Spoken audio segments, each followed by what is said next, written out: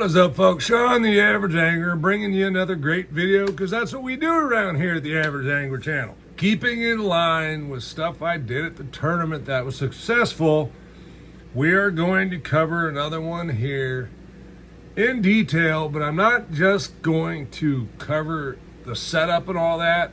I'm going to give you some places to fish this that are highly effective, so you don't have to burn a lot of time fishing this technique on unproductive areas, okay? That's the key thing. If you're new to the channel or you've been watching a while and you're not subscribed, why don't you at this time hit that little subscribe button down there, join the Average Angler community. We're all just here to learn how to catch more fish and have a little fun in the process, folks. It's free, doesn't cost you nothing. Go ahead and hit that button. You know you want to. Today we are going to rig up this rod for the technique. You can use a lot of rods for this. This is what I like to use. It's an iRod Air 754C. Okay, so that's a 7'5" heavy with a somewhat parabolic bend, meaning it bends a little further down the rod, getting stuck on the pegs up there. Line for this technique, this rod happens to have fluorocarbon. In the tournament I was using 15-pound big game. It works just fine. So what we're rigging is a Carolina rig. Now don't go clicking off the channel, folks. This is going to be really productive. If you hang around, you might learn something. Trust me, I've spent a lot of time with this technique, throwing it in empty places and not getting bit, to figure this stuff out so I can share it with you. So I'm going to save you a lot of time on a great technique. And look, I don't know why people don't like catching fish. This rig and way I'm going to tell you where to locate the fish is going to catch fish for you. I promise. So hang out. I forgot one minor detail. That was my weight. So you can use a plethora of weights for this. In the tournament, I was using a 1/2 ounce tungsten. You can use 1/2 ounce to 1 ounce lead egg sinker. It's just preference, folks. I used the tungsten in the tournament to have a little bit better feel of the bottom. Although quite honestly, the lead does a pretty good job of it too. Enough anyway. So we got our weight. This one happens to be a 1/2 ounce because that's what's in the box. And I'll use the 1/2 ounce typically if I'm fishing a little on the shallower side, say less than 12 foot of water. Okay, very simple. We're gonna put that baby on there. And then this one is really cool. This is a Carolina Keeper. And it's just a plastic cylinder. Well, maybe rubber is a better word. And it's got a slit in there. And when you squeeze it in your pliers, it opens said slit to a hole. There we go. Sometimes you got to get it just right. And your line goes through like so. And just pull it down to where you want it. Now the really cool thing about this, when you let it go, it locks on there. You find it moves, you can double it up. In the tournament one, I doubled it up. This time I'm not going to, because I'm just tying a rig here for you. Now the nice thing about this is we no longer have to worry about tying 1, 2, 3 connections. We're only tying one. I had zero problems with this in the tournament whatsoever, okay? I'm going to tie it on to a 4/0 offset worm hook. Okay, this is the Nano Alpha coated, as you'll see right here, light wire or normal wire, whatever you want to call it. It's not heavy wire. Super sharp, folks, okay? It's easy penetration. I'm just going to tie my knot on there. I'm going to do a San Diego. Well, let's just do a Palomar. And the nice thing about this is afterwards you can adjust your line. You don't have to worry about having the perfect amount. You can adjust your line for the leader length that you want. Always wet my line when I'm cinching the knot, okay? Trim my tag in there. Didn't get it good the first time. Okay, so we got our leader here. It is probably about 20 inches. As far as a bait, you can pretty much use anything you want. And with the bait in mind, you might choose a different hook. You might choose one a little smaller. You might need something with an EWG. I was fishing the G-Crack bellows gill. I didn't need an EWG for the bellows gill. Now, as bulky as it looks, it really just has a lot of ribs, and on the inside, it's essentially sort of a kind of a wide worm, if you will. Now, I don't want to open this up because these have scent and all that stuff on it. So let's use let's use a mid-size Zoom brush hog in green pumpkin. This is about as basic as it gets, right? Now, hook choice should be something you consider on a Carolina rig for multiple reasons, okay? And why I went with a standard wire versus right? We all know how to rig the bait, but the reason I go with this hook is I'm trying to keep the rig lighter, okay? And I'm not text posing it. I'm putting it in there, and you'll see there's plenty of gap there for the bite, okay?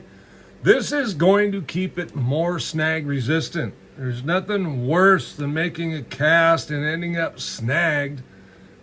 And we're going to get into that in a minute.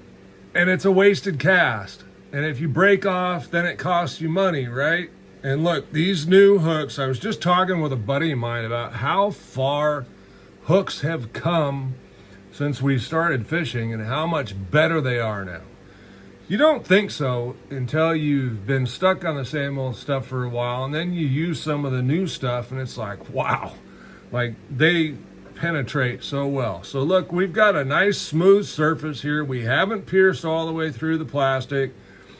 So we're very snag resistant.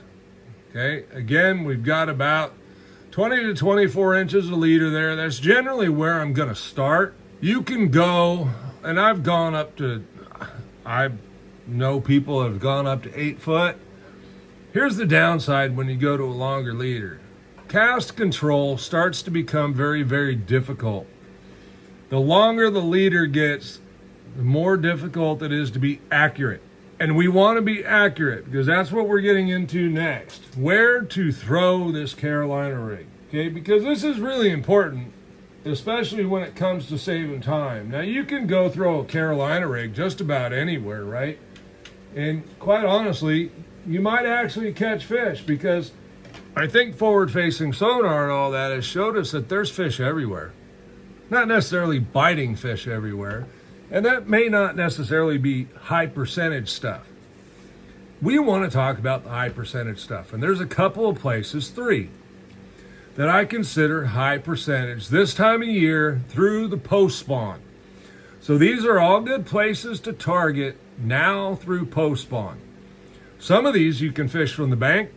Others are going to require you to have a graph so that you can see them, okay? Number 1 is going to be points. Points are a fantastic highway for the fish to move up and down, in and out, and they will be traveled heavily before, during, and after the spawn. If you're a bank fisherman, points are your deal. The other alternative for the bank person, and this is actually a bonus spot, is if you have a creek somewhere running into your lake that you can access. A lot of times around creeks, you'll find ledges or drop-offs. They don't have to be real big. I mean, it could be this much and it's going to hold fish. Those can be really good places to fish also. But not everywhere has them. I mean, my local lakes here that I fish often, they don't have the kinds of creeks that produce that type of structure. And what you need is some running water to wash away the dirt and silt so that you're left with rock and it carves areas out. Get a little off topic there. So, points is a great place to throw this bait out and drag it around. Essentially, all you want to do is cast it out, let it hit bottom, give it a little bit of time for that bait to settle down. And the idea really when you're choosing a bait is to pick something that will stay up as long as possible. Now this works really well with a Senko, and they don't really stay up very long. However, at Clear Lake, I was using that bellows gill because this thing hauls a lot of water. And with those ribs, it had a really slow fall compared to other baits, and it moved a lot of water when it was falling, okay? It fluttered really slow once on bottom, and that little pintail started doing its thing back there. And I caught that big 9-pounder on it. Fantastic bait. The brush hog is probably the old standby. Now you can use any bait you want, but just think about it when you're picking it, whether you want that bait to fall slow or whether you want it on the bottom. And you can kind of figure that out based on where it seems like the fish are biting, right? So what we're going to do once we realize it's hit bottom is probably let it sit there for just a couple seconds. And then I pull it up. I get my rod up, I pull it up. I'm trying to get that bait back up off the bottom so that when the weight hits again, that bait will slowly flutter down. It's really the point of the Carolina rig. Let it flutter down slowly. It's different than a Texas rig. Gives the fish something a little different to look at than they're normally used to from the majority of people. All right, now moving on to the boaters.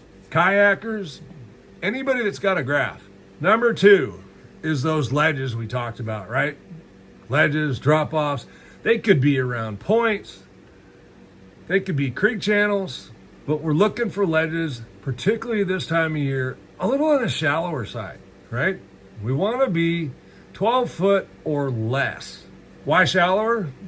Well, because it's spawn time. The fish are going to be moving shallow. When they're done, they're going to come out and they go through that shallow water. They don't, most of the time, just go from real shallow water way in the back to out in the middle of the lake to the deep ledges. That takes a little bit of time. We want to throw up on top of the ledges. So throw up and over. Oftentimes, that's where the feet are fishing. The feet are fishing. That's where the fish are feeding, is on the top. But not always. And sometimes when they're in the negative mode, maybe they're not feeding.